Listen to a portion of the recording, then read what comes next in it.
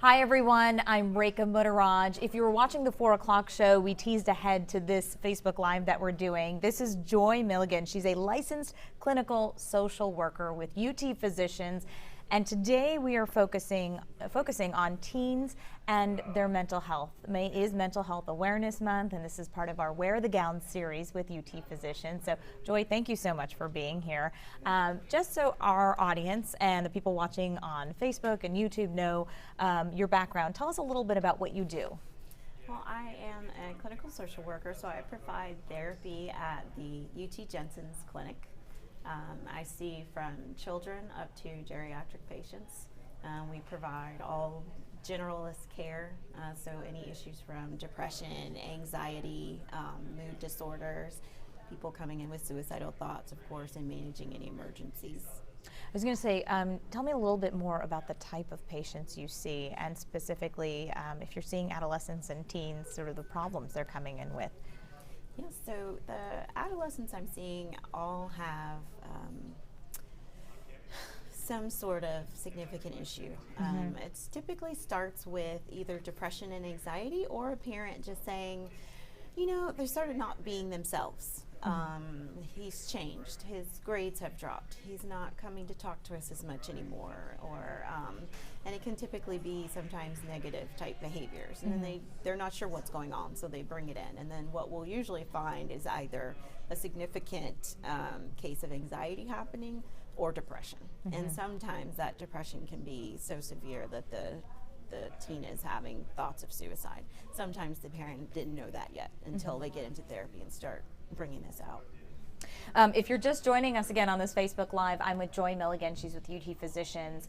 She's a licensed clinical social worker, and we're talking about teens because oftentimes their behavior is hard to dissect. And obviously there's hormones, there's a lot of physical things that are happening to them, there are a lot of social things that are happening to them. So this is something that a lot of parents, maybe grandparents of teenagers, have questions about, because we care about our children and we want them to have open communication with us. I think the biggest thing though is deciphering what is, quote, typical teenage behavior, what is sort of just teenage angst, as opposed to maybe a bigger problem like anxiety or depression.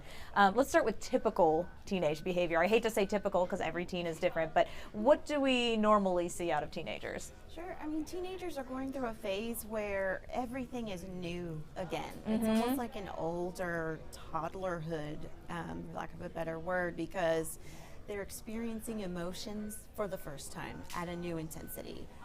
They're experiencing newfound responsibilities at like a crazy rate. Everything's coming at them, from academic pressures, social pressures, more pressures at home to take on more responsibility in the household. They suddenly are being asked, what do they want to do in the future? So all of these pressures are not only stressful because of what they are, but because they're happening for the first time. And so that's why, in general, adolescence should be about them trying and maybe failing and trying again and getting feedback and support. That's the work of those years. That's what they're supposed to be doing. And sometimes it can look pretty bad to us as adults. Like, what are you thinking? Why would you do that? Why would you follow that crowd? You know, don't you know better? Yeah, it doesn't make sense to parents. Yes, I mean, it seems like an obvious answer. Exactly, yeah. Because we have done it already. And yes. we understand the outcomes and the consequences, whereas they have to live through that. And of course, they will take our feedback, but they're still learning that, hey, you know, when your parents give you some pretty good advice, you should probably take it next time. You know, but they learn that through time, and different kids learn faster than others, as I'm sure everybody knows. Yeah.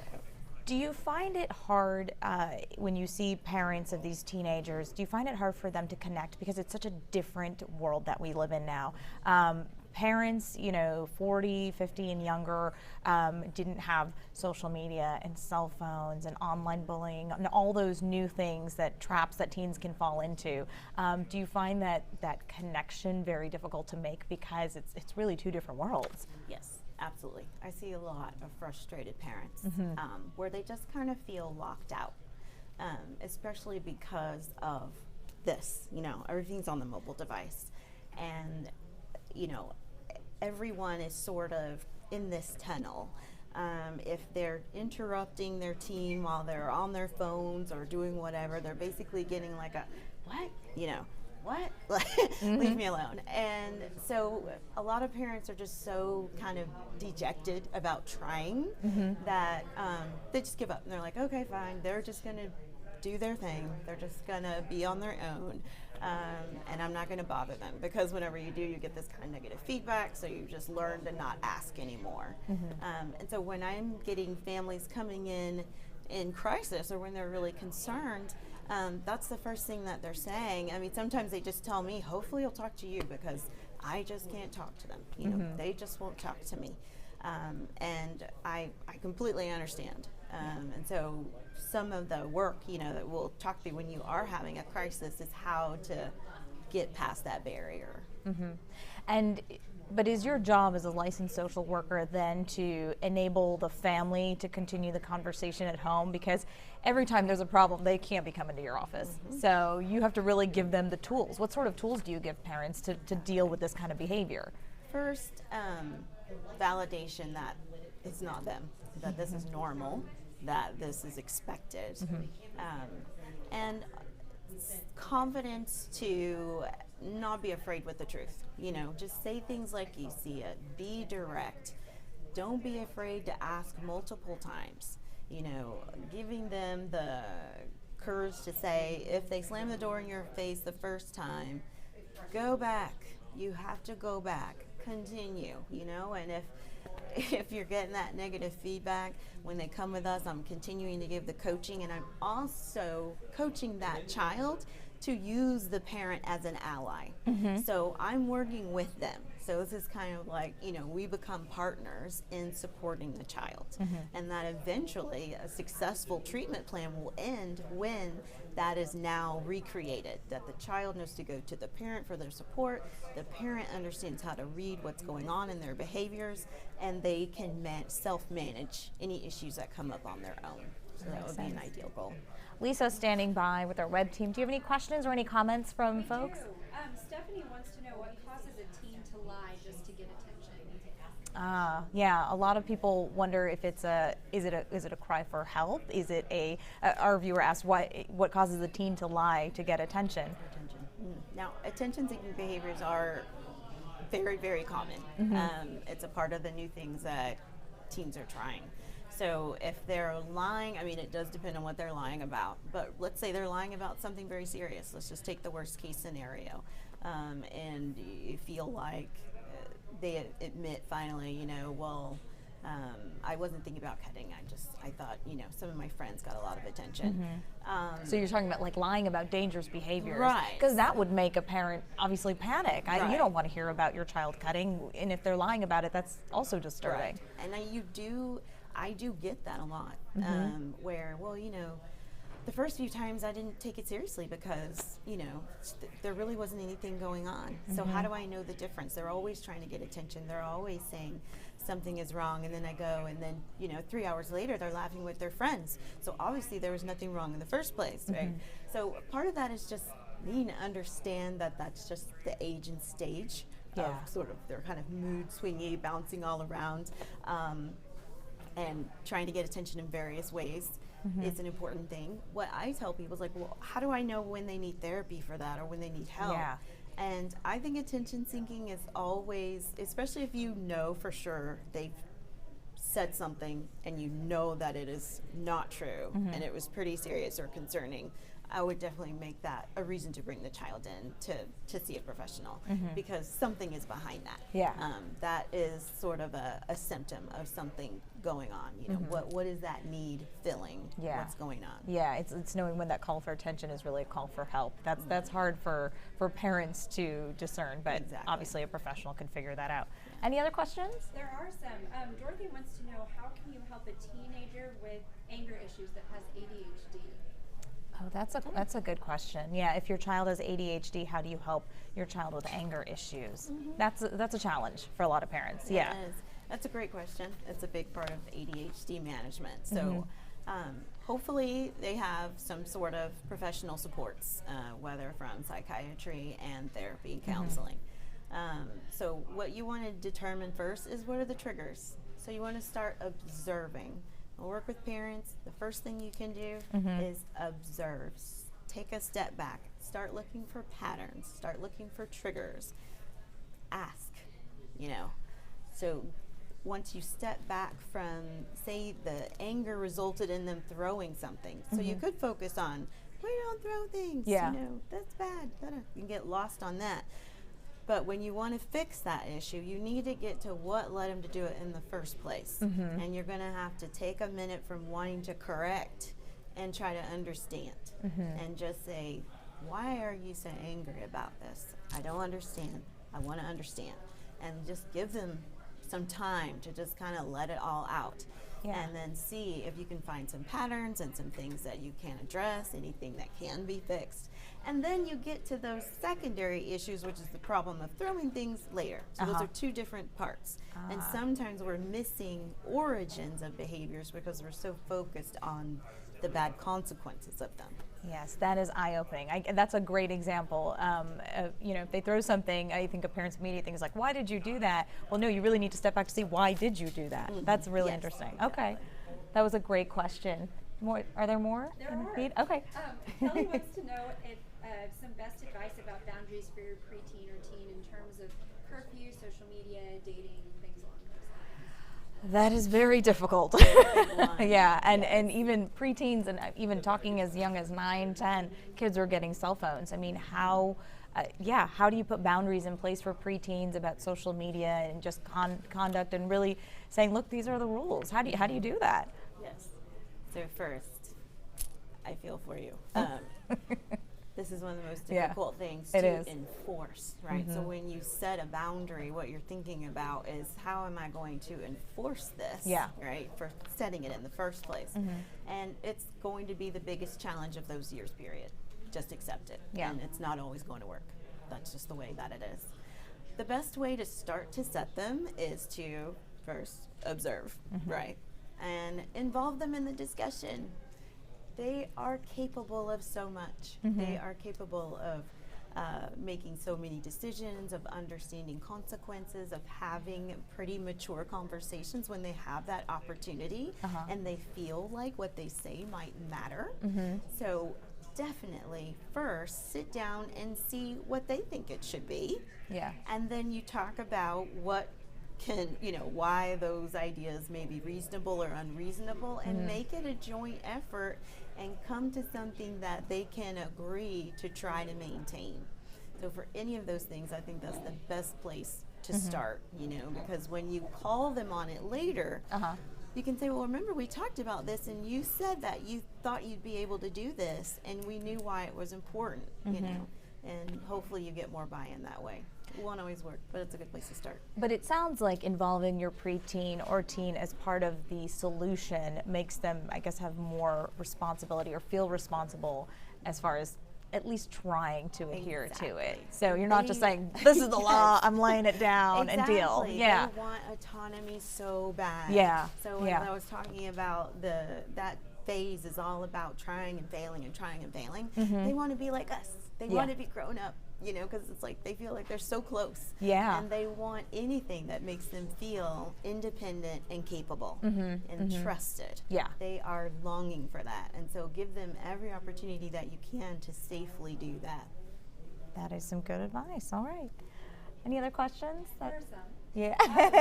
How does dismissing a teen's concern by telling them to suck it up affect them? Oh, yes.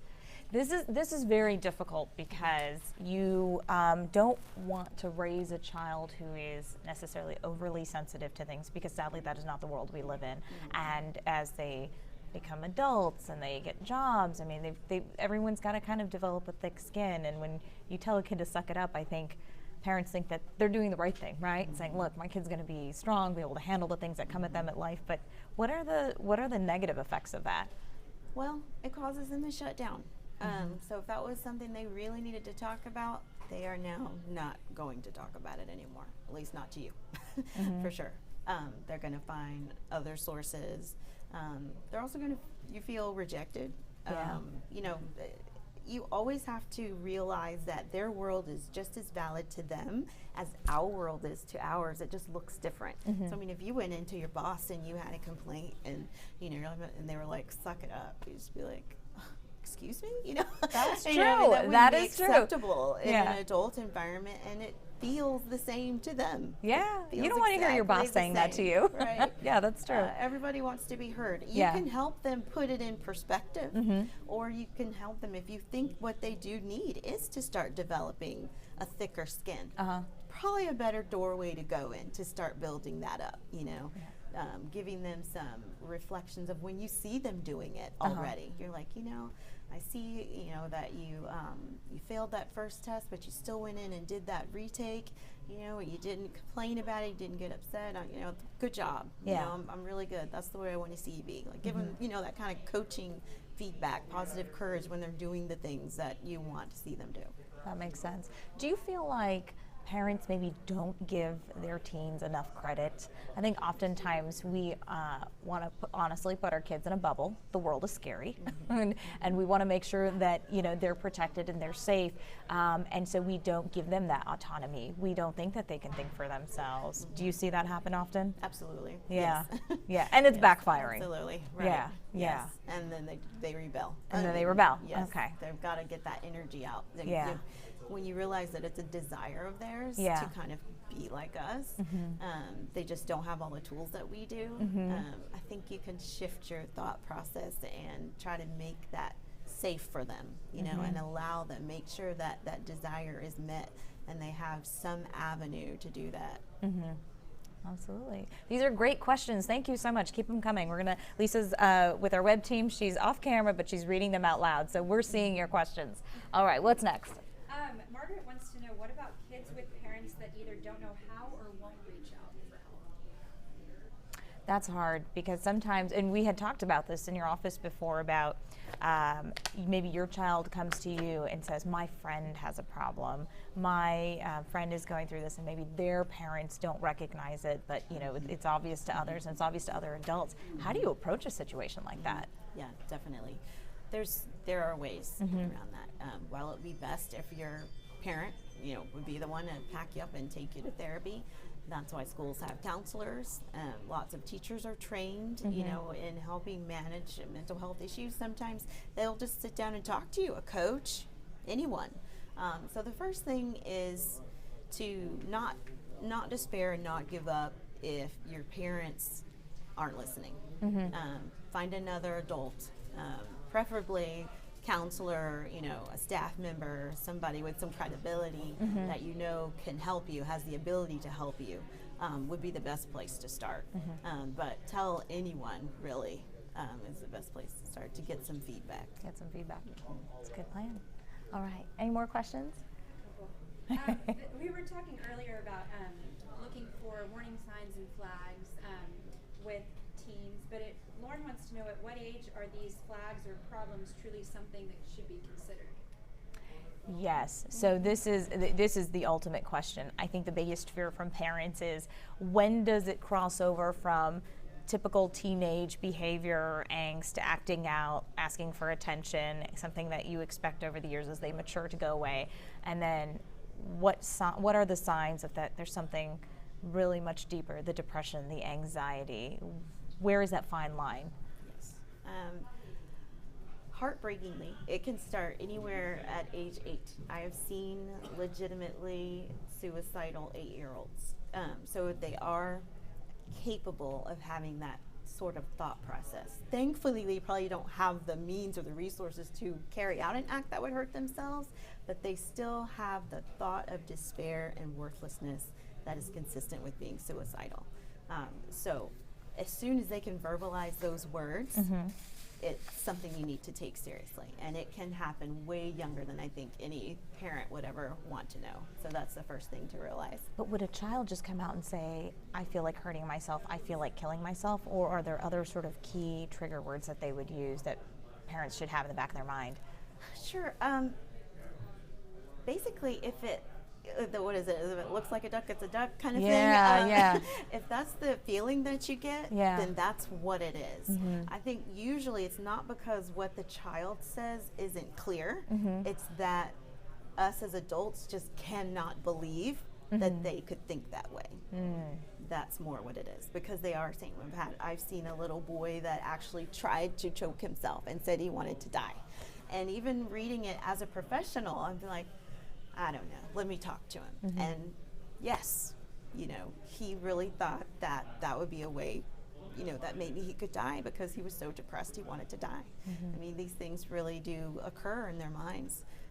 But those main signs, so anytime anytime you see a change in your child, that is unusual, and that is, you know, shocking, negative, so sudden outbursts in a way they never used to behave, you know, throwing their food down because they don't like it and they've never acted like that before, being more argumentative, staying in their room more, talking about death or violence or any dark topics at all, talking about themselves in a negative manner, you know, I'm no good, nobody ever picks me, any sort of negativity like that.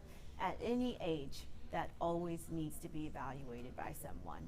Even if it's just an initial counseling visit, you want to see if there's anything more than them just having a bad day or a bad moment or being a little, a lot of my parents say they're just being dramatic. A lot of times they're not. A lot of times they're finally just saying things out loud. And you also, especially our children, 14, say 10 to 14, they really don't have a lot of the skills or know that they need to ask for help, that like that's the thing that exists. I mean, they don't really understand that yet. Yeah. They're just maybe having these thoughts that are confusing, and maybe they could be imitating other people, like especially cutting. Some kids just know that cutting is a thing, and so they may imitate it and try to understand it. And so if they're doing that kind of imitation, and you're just confused, just get them in somebody's office to talk to sort of sort those sort of things out. Yeah, and it's better to be safe and get someone professional say, look, I think this is just something they may grow out of, or something that you can alter with behavior, maybe more sleep, and just making sure you're, you know, better support system than it being something obviously more serious and not having the help in time. I think that another thing that people have to consider, though, is obviously depression is not just environment. There's so many other factors that go into it. Tell us more about that and why that's so important. Yeah, absolutely. I mean, depression is basically the body being consumed and fatigued in every way. And so your mental processes are fatigued, your body is fatigued, everything is slow. And so it can be made worse or better in a lot of different ways because it's affecting you from head to toe. So that's why adequate nutrition and sleep and exercise is important. Management of their stress level, making sure. I actually see kids that have a lot of extra responsibilities outside of school, caregiving, housekeeping duties, having to babysit younger siblings. And for teenagers, that can be really stressful, especially if they have their own schoolwork to manage, and if they're having any sort of mood difficulties at the same time, that can really put a big load on them. So stress management, just like an adult, is really important for teens too. And it also, there are other chronic health conditions, anemia, thyroid problems, other issues like that. I see a lot of kids that need to make sure that that is managed, because that can also either worsen depression or cause some similar symptoms of depression. So having that a holistic, you know, don't feel like the only thing you need to do is make them think differently, that you just need to care for them, you know, do anything that you can change, anything that you can adjust and support would be a good way to start supporting your kid. Mind, body, and soul. All right. Yes. I think we've got time for 2 more questions. Okay, I've got one. Alfred wants to know, what are some positive ways to handle a teen that feels like they don't belong in the family? For example, constantly running away and seeking friends on social media. That's a common issue with a lot of families. Thank you. And who was that? Who asked that question? Alfred. Alfred, thank you for asking that question. This is a common problem you'll hear families talk about, and because kids are so different too. Sometimes you have one kid that just seems to do all the right things and seems to be the golden child, and another kid who feels kind of like, I'm not a part of this family, and they're doing things like running away or turning to social media for advice and friends. How do you navigate a family through that? Yeah. First, recognize that that kind of behavior is a big red flag behavior. So if you have a child that's running away, I wouldn't advise trying to move forward until you have a professional on your team. So this isn't something you want to try to self-manage at home, because it's one of the riskiest behaviors outside of blatant self-injury that a teen can engage in. So that's a big red flag symptom. And let's say you are getting that treatment that you need and that support, and you're working at home, ongoing, moving forward. It's similar things what we've said earlier. Everything is fostered through relationship. You know, open up that channel of communication to figure out where these thoughts are coming from. If it's issues between siblings, or maybe there's a family member that's very negative towards them, you know, step in as that parent and manage those conflicts. I see a lot of teens feeling like they have to manage these things on their own, and sometimes it can be with other adults, and it's just sort of this nagging thing. Oh, every time Aunt so-and-so comes over, she calls me this, and I know it, you know, they think it's a joke, but, you know, it really makes me cry, and, you know, and I've had, like, daughter and mom really talk in a way they never had before about, like, something that had been going on for, you know, 6 or 7 years. Wow. And was causing the child a lot of angst.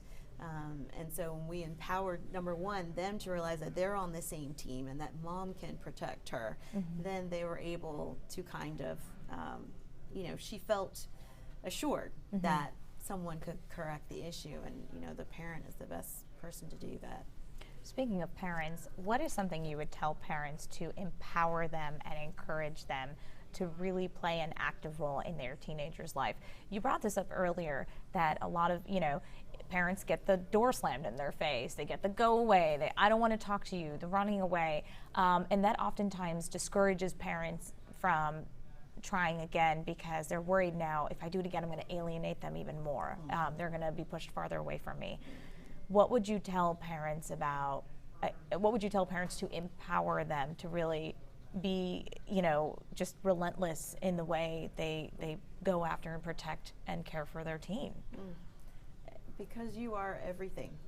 You are everything that they need. Whether you're perfect or not perfect, there's absolutely no child I have ever met that does not want their mom or their dad to be that person in their corner. No matter how they talk about you, what they say to you, what they say about you to me, in the end, what I'm hearing is that you are the one thing that they need.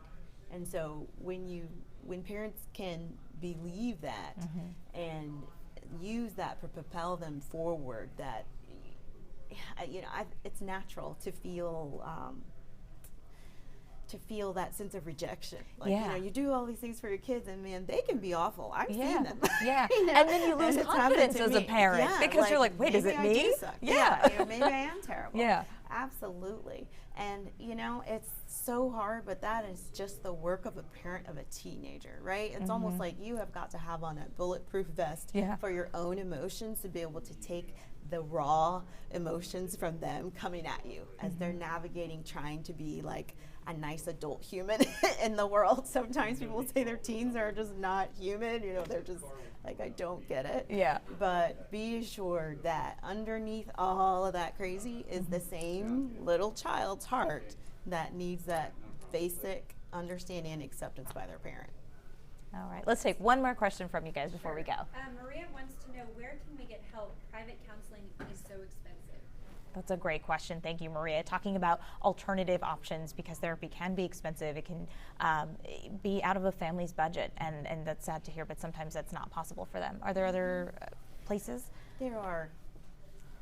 What I would first say is keep looking, because I know here in the Houston area there is a counselor that is affordable to everyone.